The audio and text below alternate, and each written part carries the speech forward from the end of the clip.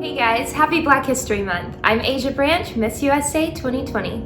As a Black Miss USA, I find it an honor to have been the fourth in the past 5 years. It shows the progress that we've made towards diversity and equal representation. It was a proud moment, but I still didn't understand how much of an impact it had. I'm Carole, Miss USA 1990, the first Black woman to win Miss USA. Because I grew up in Detroit, there were a lot of young ladies that looked like me, and there were a lot that didn't.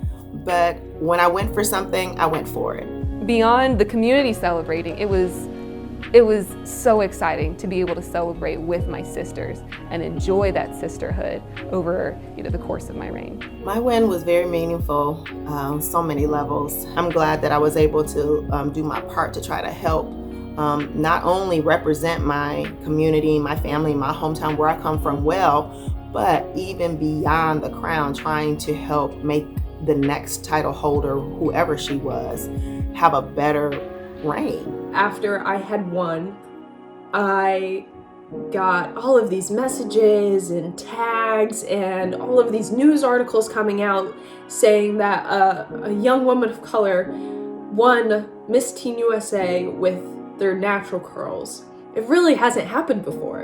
And then 2 days later, Cheslie won her title. And there were so many people who celebrated with us, who understood the significance of having each of us win all at the same time. There was a very small minority that couldn't understand our wins and couldn't understand why we were celebrating. People would say things like, why are we still talking about race? We were usually just happy if one woman of color won. They tried to credit my win towards social movements. And that just made me think about how white women have been winning back to back for decades and it was never in question. And now that we're working towards equal representation, my win shouldn't have been in question either.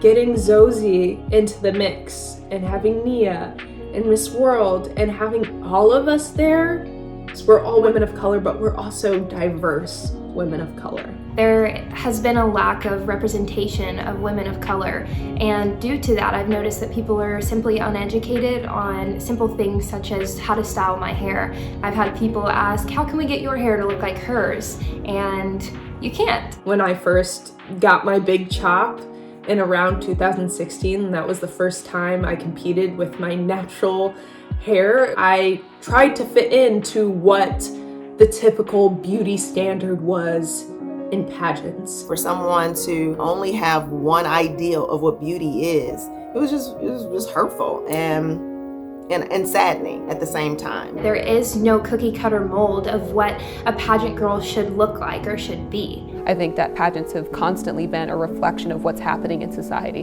And so as society improves, so does pageantry.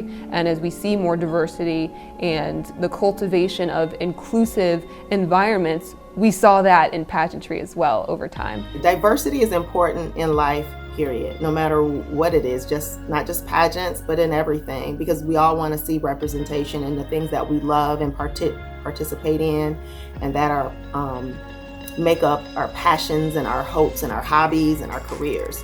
You can't be what you can't see.